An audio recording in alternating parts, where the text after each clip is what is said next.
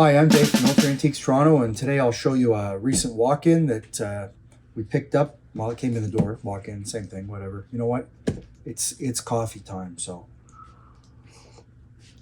So the sword walked in, and obviously, as you can tell by the Ubica badge on it, that it's artillery. So this is all one guy's stuff. It's kind of neat. It's like a time capsule, really.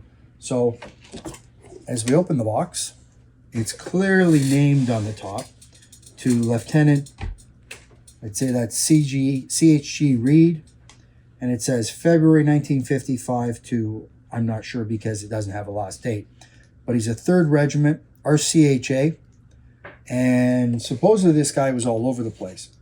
So, where to start? It's a hard answer. This is, there's so much stuff in here. So, standard pattern, 3-bar artillery. If I remember correctly, it's the 1827 pattern. Standard metal scabbard. Unfortunately, I didn't get the field scabbard with it. Now, he may be rotated horse artillery, but this blade is only marked Royal Artillery, which I'll show you in a second. There is no maker. So instead of like a Horster or a Wilkinson, etc., or WKC even, it doesn't say that at all, but it is a very nice pattern sword. So very nice condition, well taken care of. As you can see, it clearly says Royal Artillery right there, and on the other side we have the Royal Crown and Artillery right there. There is no maker, there's no serial number, but hey, it's an artillery sword and with provenance, so I know whose it is, so that's a good thing. So I'll put that off to the side for now. Hopefully it won't fall over. There you go. 2 pairs of dress gloves. Nothing tremendous there for parade. These ones are better than these, but you know, those are nice chamois. Those are nice gloves. Under the tunic, sword belt. Now, theoretically, that's the wrong pattern lace for artillery. I know it is. I'll show it to you, just so you see. Hopefully you can define the pattern on there. You can see that's not the proper lace for artillery or even horse artillery, which is the same. But hey, it's the way I got it. And as people like to hear me say, it is what it is. So what do? You got it that way, you keep it that way. Actually, yeah, that's the wrong pattern too. Inside here was a picture in patrols of the owner.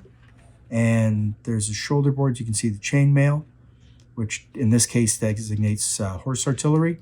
I don't know. There's a name on the back from Pembroke. So obviously he was in Pet at one time. So that's kind of neat.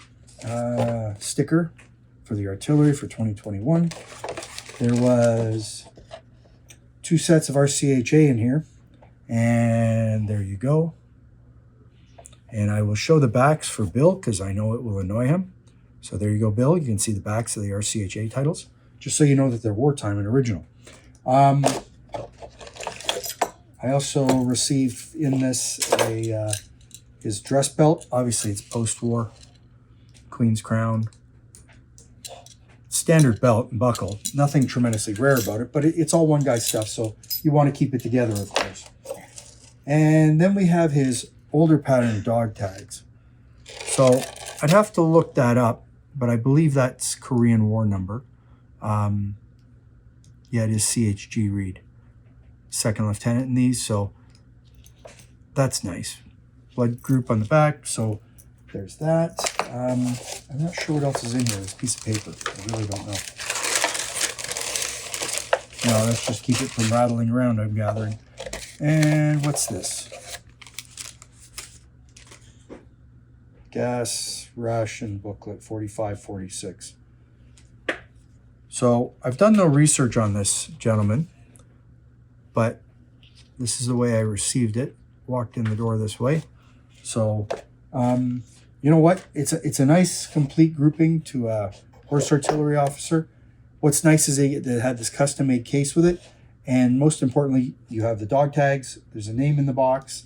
You know whose it is. And it's researchable, so that's important. So keep it together. If you get stuff like this, please try and keep it together because it's important for the history of what it is. So whoever owns it down the line can not break it up. I have a grouping in my possession from a U.S. Marine Corps ace, and it's great, except that what happened way before I got my hands on it was that somebody had befriended the vet and gotten all this stuff from him, and then he broke it up. So I have his post-war tunic and his wartime Marine Corps sword.